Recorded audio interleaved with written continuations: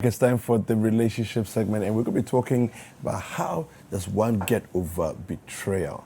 I've been joined by Speaker Addo, and he's going to tell us how it is that we can get over betrayal. Good morning, sir. Good morning. How are you doing? Very well, and yourself? It's good to have you back. Sure. So, betrayal, what is it, what causes it, and how do we get over it? So, trusting someone with some part of secret, going into some sort of agreement, a contract, that you uphold certain parts of that contract and that information that has been given to you in confidence, that you wouldn't give it out to a third party. Or probably, this is what I have agreed to do with you, and it is only you and you only. And you go and do that thing with someone else. So it's about a breach of trust, a breach of confidence in someone, whereby it's either between the two people, just between two people, or as in marriage, that people have come together to be together for life, and someone somewhere sits down and says that, listen, we've gone 3 years, 5 years, I can't go with you anymore. Yeah. But here we have something on document to bind us together. But along the way, I said, I can't go with you. So it's a matter of someone trusting you with information, someone trusting you with some part of their life, and you along the line trying to leave them and then not going along with them again, or some sort of information. It could be, Kwaku, that people get married. After some time, they get to know some medical condition about their partners. Yeah. And the medical profession says that you're supposed to uphold that information very secret. That is a medical profession. But when it comes to the two of you, you know what is happening to your partner. Meaning that the person trusts that you keep that information to yourself, or even proud to marriage, something about that individual that the person doesn't even want the whole world to know about. And you get to know. And you couldn't go on in the relationship, it's just ended somewhere. And then sometime you see the person somewhere and you go talking about the person, oh, Charlie, guy on TV, you know that the guy, this Speaker Addo guy, do you know him? He has this medical condition, he has this, he's like this, he's like that. That is betrayal. I trusted you with that in confidence, feeling that it is between only the two of us. Now, when that happens, and I want to make this point that we should all be aware that human beings are rational beings. We are sometimes, based on circumstances, our knowledge, and then things that happen, to change our mind, to alter our decisions along the way. Now, when you are aware of this, and you conscientize yourself properly, that regardless of what happens, though I am going into this agreement, I'm going to this bond with this individual, along the way, the possibility for this person to change his or her mind, it's very high. Okay. So let me be very careful in how I deal with the person. Or when the shock comes, at least I have some shock absorbers to deal with it along the way. So how do you deal with it? Speaker, so before we go into dealing with betrayal and how to get over betrayal, I have a question. You find yourself, what you've just described right now, if you have doubts in your mind and say, I want to go on this journey of the relationship forever. Yeah. But I'm nervous. I'm not sure of myself, right? Do you limit the information you can give out? But then if you limit, that means you're trying not to be vulnerable. Exactly. If you're trying not to be vulnerable, you are affecting the relationship. I mean, how fluid the relationship is going to be. So sometimes, what do you do? You get to know the person you are dealing with. And I said, sometimes you get in contact with someone, and just 2 incidents that happen, you're able to test the maturity level of that individual. Okay. And the person's ability to uphold classified information. Classified, very, very classified. There are some people, as any partner, I know you're true. You said this to the person, it's like you've told the whole world about it. The very moment the person gets into another conversation with someone else, the person not deliberately, but it just comes out. But we use information to pick our bearings in relationship. We use information to build bonds. So what you tell me, what I tell you, every decision that I'm supposed to make is based on the sort of information you have relayed to me. Yeah. So when you try to hold back information, it also limits my way of relating to you. So it means that if I'm supposed to do something, I can't, because probably I don't know what you are holding for me and how it's going to really affect you. But I am of the opinion that lay all your cards on the table, right? Lay all your cards on the table, but know which of them you hold to your chest. Lay the cards on the table, but know which of them you hold to your chest. Relationship is in graduation. First time we meet, all lovey-dovey, everybody wants to talk and all that along the way. Then we hit the reality stage. That listen, it's not all about love. It's about reality. What is happening and how will you be able to solve those situations that come our way. People have dated. Someone dated for almost 8 years. It was all joy before they got married.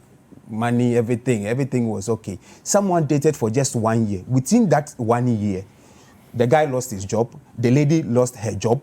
A parent died. I mean, there were so many incidents. Now you see, everything was cozy, but along the way, certain incidents happened, and it tested the strength of these people. Yeah. So it means that the sort of things that happen, the data that built up between the two of them, it strengthened them more than someone who dated for the 8 years that it was and all joy. They didn't have any downside to their relationship. So when you are testing these two people, who are you really going to trust more? I'm going to trust this person more because we've been through thin and thick. Everything now and then, the ups and downs, we have been through it. So whatever information I'm giving to you, I am trusting you that you uphold it and hold it to yourself. Yeah. And I say this, it is when two people are together and when they are no more, and one party decides to deliberately hold whatever information he or she has about that person still sacred to him or herself. That is why I say maturity has set in. Regardless of how sad the relationship was and how bad it was, when you break up, whatever happened between the two of you, Kwaku, I am telling our viewers that let it stay between the two of you. That tests your maturity level. Now, when this happens along the way, you didn't expect this person to do this. The person has done it. What do you first do? Let's look at the solutions, how you deal with it. Confront the person. Okay. You see, when you keep it within you and you go like the normal, it's really going to affect you psychologically, emotionally. You withdraw from the person. But before you withdraw from the person, let the person know that, Unia, this thing that you did, dear, I didn't like it at all. It has really affected me. For that matter, I need some space. I need some space to deal with it. Try to also talk to someone. You see, you are not the first person who would have gone through that situation. Someone like any ordinary person or an ordinary person. Or an expert, like a counselor? We have counselors, we have role models, we have our godmothers, our godfathers, an uncle and auntie that you trust, even your parent. But if it is in marriage, I feel that sometimes you go and talk to your counselor, the one who counseled you prior to your marriage. Those are the best people. Don't go to your parent. Because you are setting enmity between the two families. I repeat, don't go to your parents in times of these things. The best people to go to are your counselors. Let the person know what this person has done to you. At least they are also going to help you. And they are going to cite cases that have happened, probably that are even more worse than yours. So you're just going to take some solace in it and say, oh, Esida, Obi Krampa go through that. Then means that I can also fight it. So when it happens like that, let the person know, talk to someone, give yourself some space from that individual. The more you see that individual, and depending on how deep that cut was, that betrayal was, it means that you need more time to heal that wound before you can reconnect. But the negative effect is that trust is lost. Trust is lost. And it's just like somebody said, it's just like you breaking a piece of pencil, a pencil. Join it together with a super glue, a solution tape, you're still not going to have that hole again. But over a period of time, you guys are in the relationship, you guys are in the marriage, you know how best you can deal with yourselves. So over a period of time, things will be better between the two of you.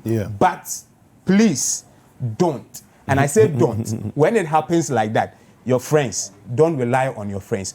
Don't get cozy with an opposite sex. Okay. You see, sometimes the male, something happens and they go like, oh, this is my bestie. She's a female. I want to confide in that person and talk to that person. Oh, the females, this is my bestie, a male. I want to confide in that person. In your state of vulnerability, people will take advantage of you. And the more you relay information that is supposed to be between only you and your partner outside there, you are giving people weapons of mass destruction to come at you. Because probably they feel that you stand for something in society, but this is the case that you find yourself being hit by that same value and standards that you stand by in society. How are you going to deal with it? So when it happens like these are some of the things that you are supposed to do. So I have a statement here and I want you to comment on this. It says, a relationship without trust is like having a phone with no service. What do you do with a phone with no service? Maybe you can play game with it.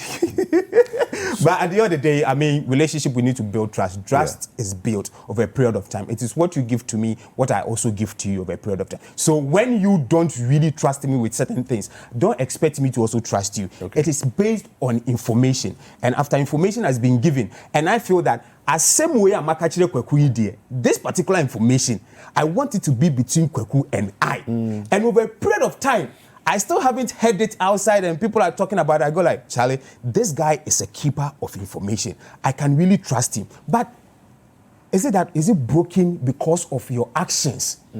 Or is it broken because of the person's selfish or parochial interest? Do you get me? Okay. Mostly people feel that in relationship, the biggest of betrayal is that someone has gone to sleep with another person behind the person's back. Well, we are married, we are dating, and then you have an extramarital affair with someone. People see it as the biggest form of betrayal. But Kwaku, that is not the biggest form of betrayal. Every betrayal is betrayal. But the best form that can hit is, Kwaku, when you take off your clothes, whatever it's on you, your natural self, that you feel that you are hiding it from society, that you don't want people to see. And I know about it.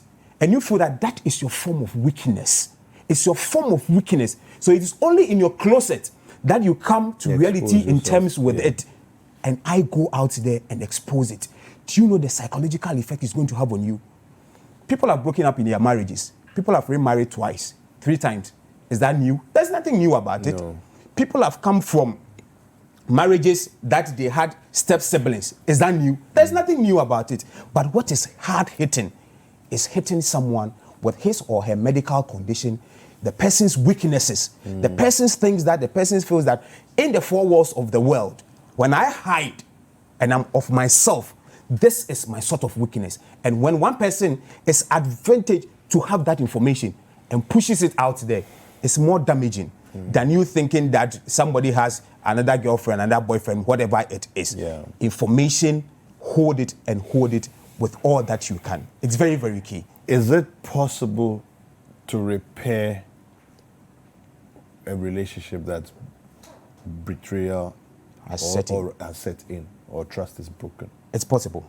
Very, very possible. It's dependent on who was affected and how remorseful the one who committed this is. So if I've committed something and I come to you, Kwaku, listen, I am very sorry.